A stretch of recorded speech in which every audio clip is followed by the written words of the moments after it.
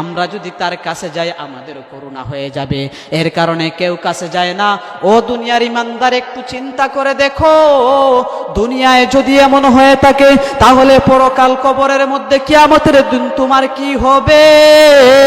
তোমার সন্তান তোমার কাজে আসবে না, তোমার বাবা তোমার কাজে আসবে না, তোমার মা তোমার কাজে আসবে না।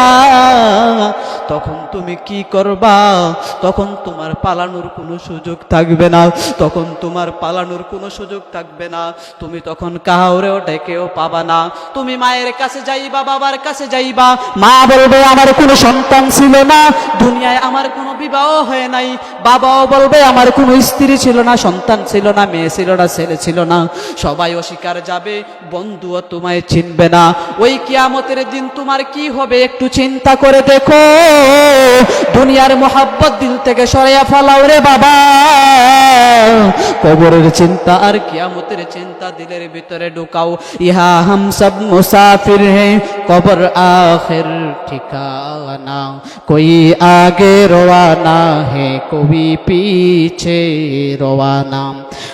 কবি বলেন আমরা হলাম মুসাফির, দুনিয়াতে আসার একটা সিরিয়াল আছে, কেউ আগে এসেছে কেউ পরে এসেছে, কিন্তু মরার সময় মৃত্যুর সময় কোনো সিরিয়াল নাই। মৃত্যুর সময় ছেলেও আগে মরতে পারে, বাবাও আগে মরতে পারে, মাও আগে, মায়ের আগেও ছেলে মরতে পারে, দাদার আগেও ছেলে মরতে পারে।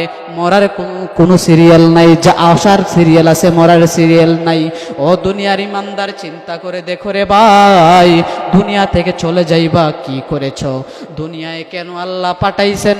দুনিয়ার মধ্যে আল্লাহ পাঠাইছেন লিয়াবলুয়াকুম আইয়ুকুম আহসানু আমালা। আল্লাহ পাক আমাদের আমল পরীক্ষা করার জন্য দুনিয়ার জমিনে পাঠাইছেন। ও দুনিয়ার ইমানদার, তোমার বন্ধু তোমার কাজে আসবে না, তোমার কেউ তোমার কাজে আসবে না। তুমি একটু চিন্তা করে দেখো।